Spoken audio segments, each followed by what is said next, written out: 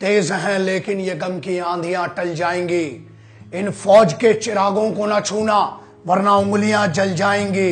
तुम्हें छोड़ देते हैं मेरे सिपाही भाई, बस एक शर्त पर, घर आ गए अपनी पर तो मिला देंगे तेरी हस्ती को गर्त पर।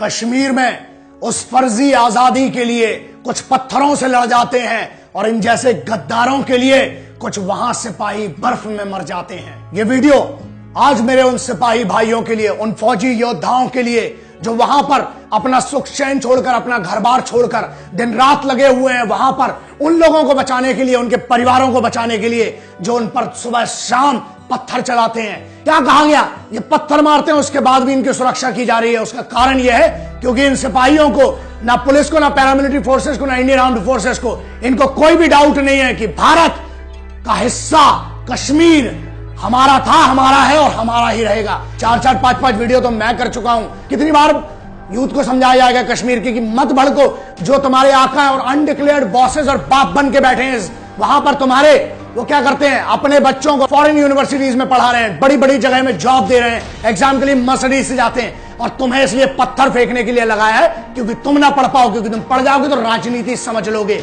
इतनी राजनीति इनकी चल रही है तो जीत क्यों नहीं रहे हैं? और अगर जिताते भी हो तो आप लोग यार कब समझोगे? जब तुम्हारी हस्ती मिट जाएगी, जब कश्मीर मिट जाएगा तब आप समझोगे। क्या आपकी जिम्मेदारी है समझने के लिए कि आपको हर बार बरगलाया जा रहा है, आपके हाथ में पत्थर दिया जा रहा है और खुद की औलादों के हाथ में आईपैड दिया जा रहा है? अब तो समझ जाओ। आपसे नारे क्या लगवाए जाते हैं कि आधी रोटी खाएंगे पर सर नहीं झुकाएंगे, है ना? और सुबह शाम मिलकर इस फौज पर पत्थर चलाएंगे।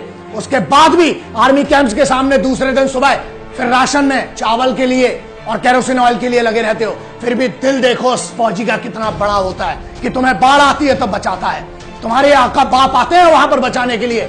जब अभी कल रात को जब वो गर्भवती महिला वहां अस्पताल से लौट रही थी, आपको तो इंसिडेंट भी नहीं पता होगा क्योंकि मीडिया में कुछ ऐसे गद्दार मीडिया वाले बैठे हुए हैं जो यहां की खाते हैं, हमारी रोटी खाकर अपने आका बाजू वाले देश और अपने बापों की खाते हैं। इन गद्दारों को मैसेज दूंगा आखिरी में बहुत क्लियर। शिकारे वाले को कौन सी आजादी, सब्जी बेचने वाले को कौन सी आजादी, फल बेचने वाले को कौन सी आजादी, मजदूर के लिए कौन सी आजादी? पता नहीं किस आजादी के लिए लड़ते रहते हो जो तुम्हारे आकाओं ने बताई है, जिन्होंने तुम्हें प्लांट किया वो तुम्हें आजादी, गलत आजादी बताते हैं। यार इस हिंदुस्तान में जी रहे हो इसलिए खुली सांस लेने का, और यहां तुम्हारे प्रोटेक्शन के लिए फौज है। तुम्हें पता है 3 लोग बर्फ में दबकर मरे हैं, एक जेसीओ थे और 2 एनसीओ थे, मरे हैं तुम्हारे लिए बटालिक सेक्टर में बर्फबारी में। 6 दिन बाद उनकी लाश मिल रही है। क्यों मरे हैं?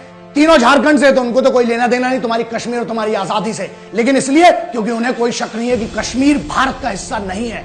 It is an integral part and the armed forces do not have any doubt about it. और वो मीडिया वालों ने जो इसको इतना हाइप बना दिया है कश्मीर कश्मीर कश्मीर करके, जम्मू तक डेवलप नहीं होने दिया, इतनी बुरी हालत कर दी है, वहां पर बच्चे भूखे मर रहे हैं। अभी जो चल रहा है पिछले 2 दिनों से, कौन तुम्हारे आका लोग आ रहे हैं? कोई वहां पर वही फौज खड़ी हुई है जिसको तुम पत्थर मारते हो ना, रात को एक आवाज में खड़ा हो जाता है। वही बूढ़ी महिलाओं के लिए, वही बूढ़े लोगों के लिए, बच्चों के लिए सुरक्षा के लिए खड़ा हुआ है। और सिपाही की इज्जत करो यार। 7 सितंबर 1989 के पहले एक बंदा बता दो कहां पर चेक पोस्ट थी? कोई फौजी आई कार्ड चेक करता था कश्मीर में? अरे यार जन्नत को मिटा मारा तुम लोगों ने मिलके। किस नाम पर? उस फर्जी आजादी के नाम पर। एक तरफ तुम कहते हो कि सरकार की नौकरी मत लो, ठीक है, और दूसरी तरफ तुम क्या कर रहे हो? वहां डेवलपमेंट होने नहीं दे रहे हो। तो इशू ये है तुम इस यूथ को बरगला रहे हो क्योंकि तुम्हें वहां तानाशाही करना है, राज करना है और इनको अनपढ़ रखना है। यह सबसे बड़ी प्रॉब्लम है। दूसरी बात, अबे गद्दारों सामने बोल रहा हूं और फिर से बोल रहा हूं, इस बार फोन आते हैं बड़े, फेक साबित कर दोगे, फ्रॉड साबित कर दोगे। क्या बोलते हो मेरे बारे में, है ना? मीडिया में बड़ी धमकियां आती है, मीडिया वाले जो मेरे को कर रहे हो। सबको पता है इस देश में 2 टाइप के मीडिया है, एक वो जो देश के सिपाही की बात करते हैं और एक वो रोज कोशिश करते हैं फोन कर करके, है ना? आजकल तो बड़े डायरेक्ट कॉल आने लगे हैं। सुनो बे, आ रहा हूं 2 मई से लेके 28 मई तक कश्मीर में हूं, रॉयल एनफील्ड में घूमूंगा, जिसको जो उखाड़ते बने ना, चैलेंज दे रहा है बंदा, तुम्हारे उसी कश्मीर में हो और अपने भाइयों से मिल रहा हूं। और मैं देखना जितना होगा मेरे से मिलो जिसको कोई डाउट है यार आजादी के बारे में। हम इस देश को मिलकर बेहतर बनाएंगे यूथ के लिए। यू आर माय ब्रदर्स, मेरे को कोई डाउट नहीं है, इसलिए आ रहा हूं तुम्हारे लिए। और जितने ये बैठे ना गद्दार मीडिया वाले और उधर जम्मू के गद्दार जितने जम्मू कश्मीर में, डेट बता रहा हूं और सबको पता चल जाएगा, होर्डिंग देख लेना। आ रहा हूं अकेला, जो उखाड़ते बने थे उखाड़ लेना। यूथ याद रखो, तुम्हें पढ़ना पड़ेगा, तुम्हें अपने हाथ में सत्ता लाना पड़ेगी, तुम्हें सिविल सर्विसेज क्लियर करना पड़ेगा, फौज ज्वाइन करना पड़ेगी अगर तस्वीर बदलना है तो। देश के खिलाफ मत लड़ो, देश के लिए लड़ो। जय हिंद, वंदे मातरम, इंकलाब जिंदाबाद, भारत माता की जय।